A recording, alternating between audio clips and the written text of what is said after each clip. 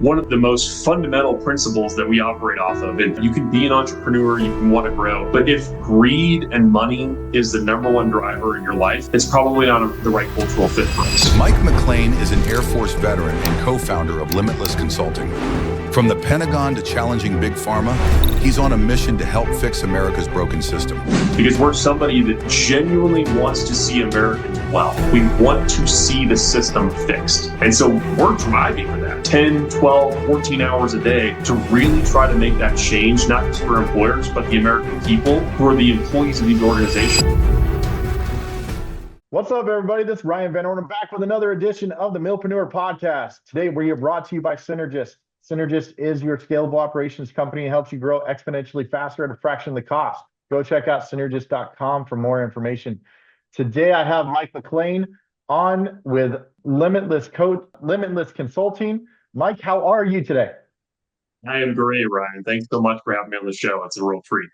Well, I'm super excited to learn more about what you've got going on. I know you have a bunch of stuff, and let's just say that shooters shoot. So should we shoot from the hip right now? I love it. Let's do it. I was more of a defensive player, but fair enough. All right, so let's D this thing up a little bit. So tell us a little bit about your military career and, what that looked like. Obviously, you went to the academy, and tell us a little bit about that. Yeah, so I went to the Air Force Academy Prep School in 2005. To your point, did 5 years on the basketball team at the Air Force Academy, 1 year at the prep school, 4 year at the actual academy. Graduated into hospital administration, so ran small outpatient facilities all around the world, all the way up to large, complex inpatient, Pentagon, finances, and did some stuff with COVID-19 during that little small pandemic that people have heard about. That little thing, right?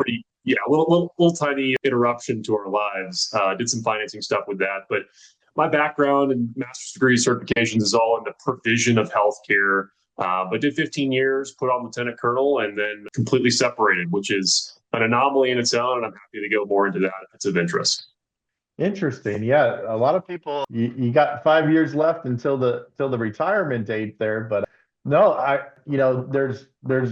it's so funny because I spent 4 years in, and, you come up to that re-enlistment date, and, for whatever reason, I had, mine was combat communications, so satellites, technology, phones, internet, all of that stuff. And you're presented with that signing bonus, or you're presented with the opportunities out in the real world. And, for me, I just, I loved my time in the military, but I knew it was my time to move on. You do hear that when it's time, you know it. Yeah. And I always thought that was kind of this really nebulous, arbitrary thing. I was like, what does that even mean? But then it happened to me, and I was like, oh, that's what they're talking about. There is clarity that comes. You're like, it's just time to go, even if it's an unconventional timeline of 15 years. Yeah. And there's no fault in anything. Everybody has their own path to go down. So tell us how you transition out, and what led you into Limitless Consulting.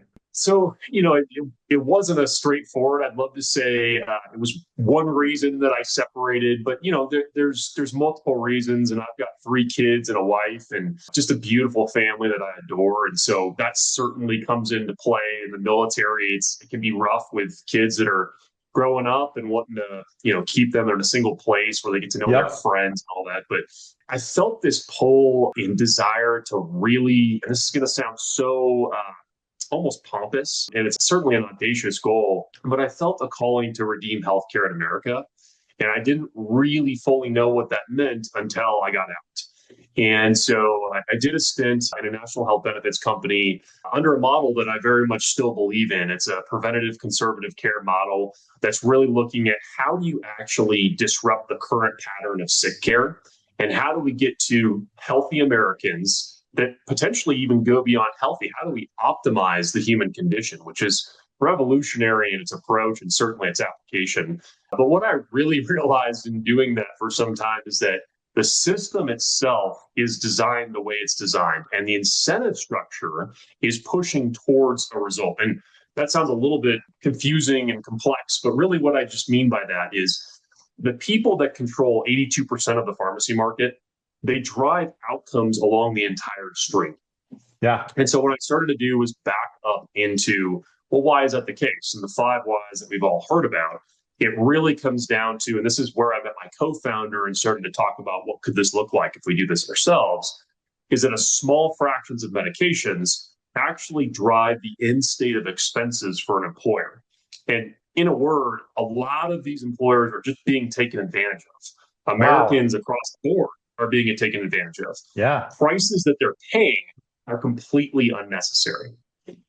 That's, you hear this stuff, but until you like have somebody like in the inside of like what was it? Insulin? Like Sure.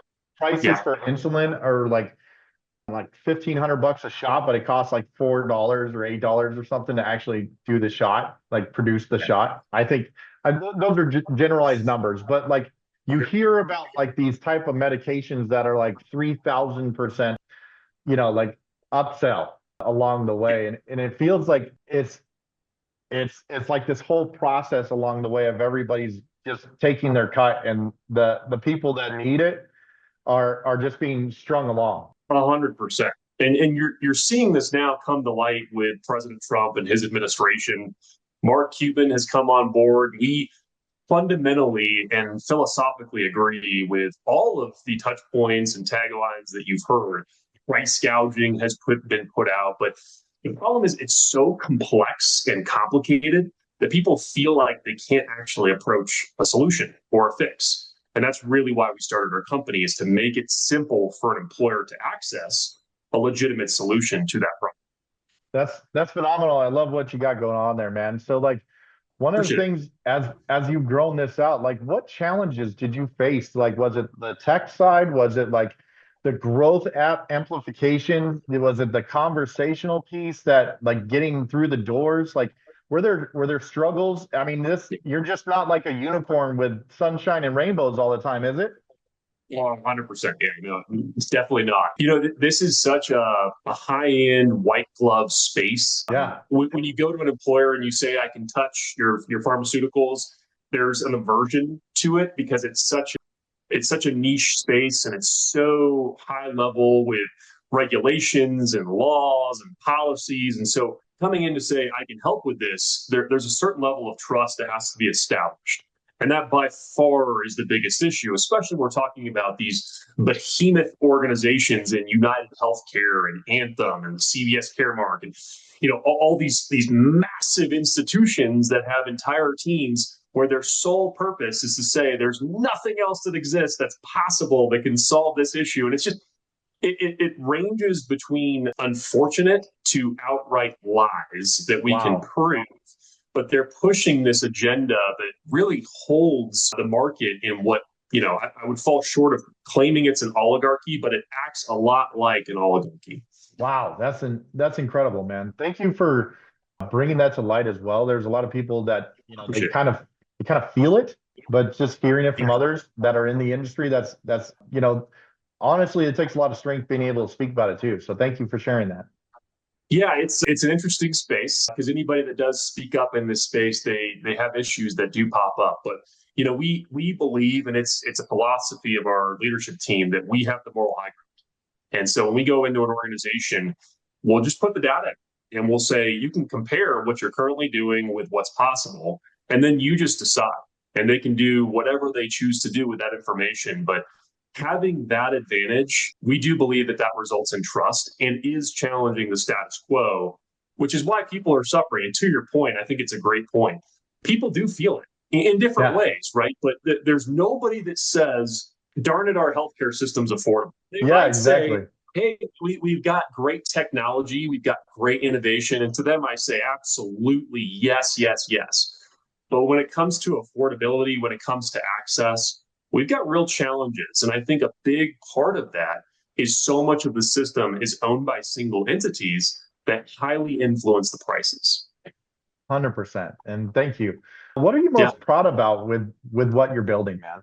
I think the rigor of our approach to act as a certifying agency sorts, to bring together and unify a market that, certainly somebody could come in and peek at what we're doing, but in my estimation, and I've spent quite a bit of time doing this as co-founder and president, there's no holes in the system to solve this problem. So I think the professional rigor that we've gone through to develop our product and service. I love that, man. Hey, one thing that I love asking like founders and C-suite execs is like you come across like a person just in a like in a random setting, whether it's like conference or a dinner party or like just I find it fascinating that these happen more times than not, that you just have these unexpected conversations that open a door to something else. Do you have Yeah. one that you can share? Oh my gosh. And I think this is probably where you're going, but separating from the military, I think you hear it all the time and yet understate the importance of relationships Oh and yeah, your yeah. network. I heard this early on, your net worth is your network. Yep. It's so stinking true, but at the same time, you can't be a sleazebag. Like, No. who are you, and what have you actually become internally? And once that, when you're at a place of peace and rest and genuine authenticity, and you operate out of a space of power, people feel it. And you can have those conversations and relationships where people are like, what the heck is that about this person that is just radiant and glowing? Once you have those relationships, and the reason that I point that out is because I think a lot of people that separate, I've talked to several, they think you're just going to go out and meet people and talk to them. It's like, yes, you do, but not for your purposes, not to get something. Be who you are, become the best version of yourself, and then throw that out. Cast a line, so to speak, and see what bites. I think so many people, and it's wise to have an approach and think through what's at play, but it's way more important that you are at a place that is strong and you're happy with and you're at peace about. Because once people gravitate to that and connect, it's real. It's Yes. not a facade. There's no cracks. So that's the biggest piece, I think, is be the person that you're comfortable with and you feel is the best version of yourself, then network, then build relationships, or do them simultaneously. But that's the most important piece because people feel that. To your point, I think that one, there's too many to name. I am very fortunate to have a pretty robust network with some amazing people that I love and trust, and they've just poured into us. But I think I'll keep quite a few of those confidential for now.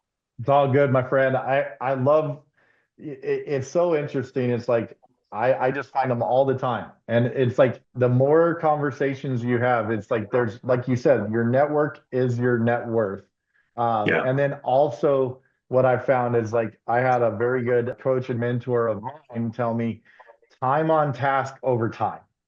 If you have the say Yeah. your time on your task is like spreading the word about like creating a better system of healthcare for America, you're going to make inroads in there just because of the time on task over time. You're going to get better at doing those conversations the more you do them. That is such an astute point. I've said this to some close friends, but I will share it here. Breaking news. No, I'm just kidding. I think the distilled focus, because it's my company. So if I don't put effort into it, and certainly we've got folks that carry the ball forward, Right. but the military, you're totally replaceable, right? Like I could have stepped out of a job, they'd find somebody new to replace me. If it's long term, they put in a new officer. That's great. And we need that. We need that operation to continue to move forward. When you're an entrepreneur and it's your organization, hopefully you're bringing up leaders to replace you someday. Early on, Yes. if you're out, it's paused. You're not advancing the ball forward. And so Right. what I learned early on is one, it's a direct correlation to time spent to advancing the ball. But then two, every second that you put into it is so focused. In the military, you might have somebody pop in, we have a conversation, building relationships, might walk around, interact with people. Every second as an entrepreneur is about advancing the ball. And so I might have spent 10 hours in the military, come home, feel refreshed. 10 hours as an entrepreneur is a freaking grind. Like you are getting after it every second of the day. Some people can't handle that. I think for my personality, I love it and I thrive in that environment. I love that the fruits of my effort result in an outcome that is tangible and I can see it. I love that, man. Hey, one of the things that like obviously your company is winning at is like keeping a strong culture. And like Because the only way to continue to grow is to, like, basically you're the entrepreneur, but you're creating intrapreneurs inside of your group that are you're grooming leaders. You're redefining your job description every week, every month to be able to bring that culture of leadership in. How did you define that? Did you take some from the military? Did you make it your own blend? I think we have our mission, vision, values, but I think more specifically, and not to just give you the written answer to that, Right. it's more about hiring the people and bringing people into the fold that share what we believe in. So one of the most fundamental principles that we operate off of, and certainly people can come in that want to grow their wealth. There's no problem with that. You can be an entrepreneur, you can want to grow. But if greed and money is the number one driver in your life, it's probably not the right cultural fit for us, because we're somebody that genuinely wants to see Americans well. We want to see the system fixed. And so we're driving for that, 10, 12, 14 hours a day to really try to make that change, not just for employers, but the American people who are the employees of these organizations that are just being taken advantage of programmatically. That drives me. That drives me. When I see an employee that's crying because suddenly they can access their medications where they were hitting their out-of-pocket max every single year and literally making a decision, do I go with the medications or do I buy food for my family this month? I mean, it's an insane proposition that we are living in right now in the United States. And being able to bring legitimate solutions that solve that very issue, that is what keeps me driving forward. So I think people that come alongside, they see the broken system, but then feel the fix and that just merges. That is the gas that gets us propelled forward. And that's the type of people that we're trying to bring into the mix. Amazing what you're doing, dude. And thank you so much for sharing your perspective. It's been great. Yeah, absolutely. Thank you. Absolutely. One of the things that we try to do here is get to know our founders, our leaders a little bit more on a personal level. Are you up for a few rapid fire kind of questions? Rapid fire. Let's do it. All right, man. Hey, what's your favorite book that you're reading right now? Actually reading scientific advertising, but I always am reading the Bible simultaneously. I love it, man. Very cool. Do you have like a bucket list travel spot that you want to go to still? Ireland or Scotland. Very, very long ago, my family owned an island off the coast of Scotland. So I'd love to go back there. I also want to ski the Swiss Alps. Nice. I like it, man. Very cool. What was the first job you ever had? Lieutenant, Dover Air Force Base, TRICARE operations and patient administration, flight commander. Woo! The old butter bar starting at Dover, man. I love it. Any cadets out there, any brand new lieutenants, realize that, and they say this, but you just miss it. Find your senior NCO and just shut up and listen, because you don't know anything. That is the best advice I ever received. Fortunately, I bought into that. It's the way to go for sure.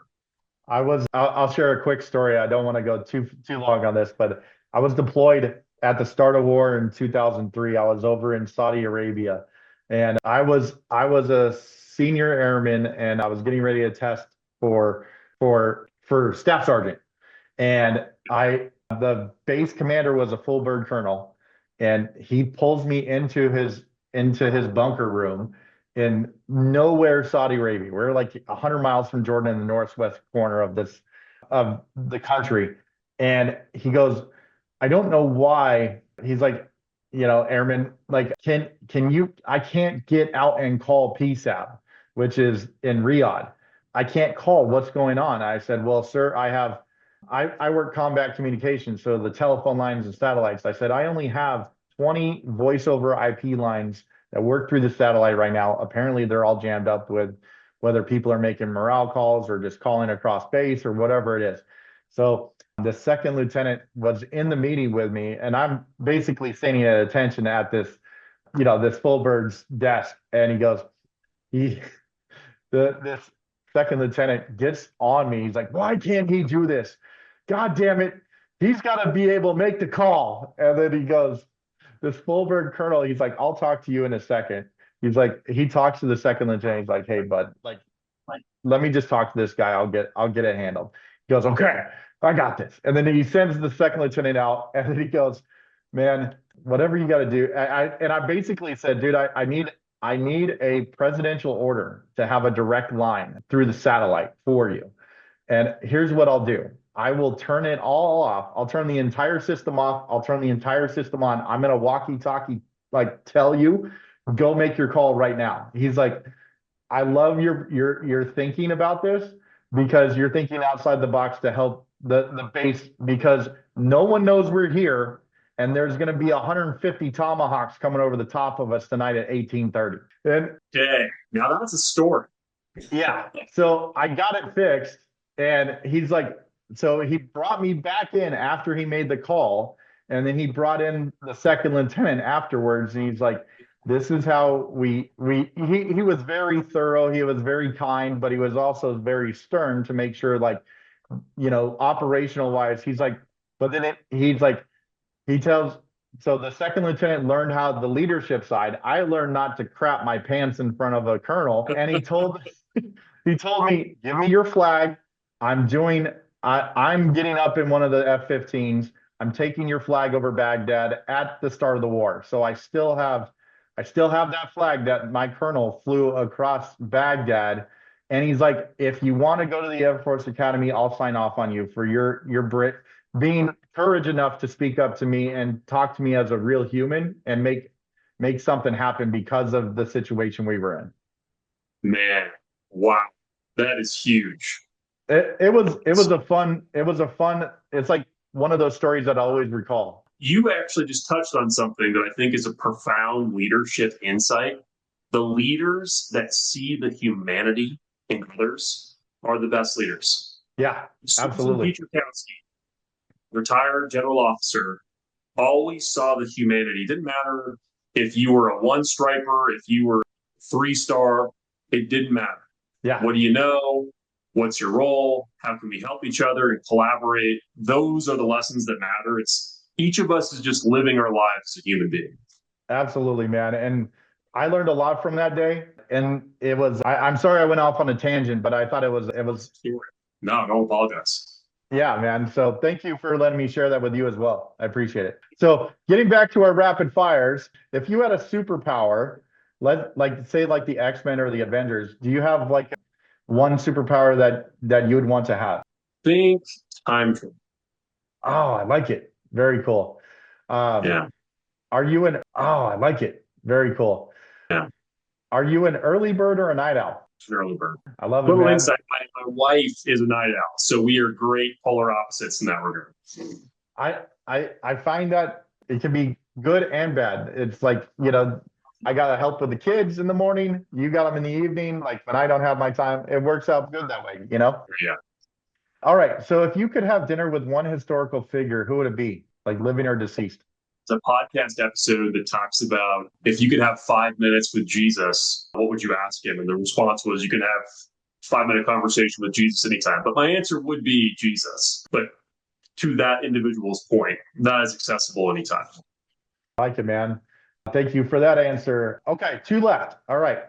Do you have a favorite cheat meal? Cheat, what is it? Cheat meal? Like if you're eating healthy and like Meal. Yeah, like a cheat meal. Yeah. It's an interesting. I feel like these are rapid fire, but I gotta kind of put some side comments on it. If I could choose to eat anything, it'd be steak, mashed potatoes, and Caesar salad, because food makes you feel a certain way. Yeah. And so if I eat junk food, I kind of put it together. Like, could I eat ice cream all day? Absolutely. But then an hour later, I feel like I'm hungover. I mean, it's just ridiculous the impact that sugar, alcohol, various food choices impact our sleep, our cognitive ability, and all sorts of stuff.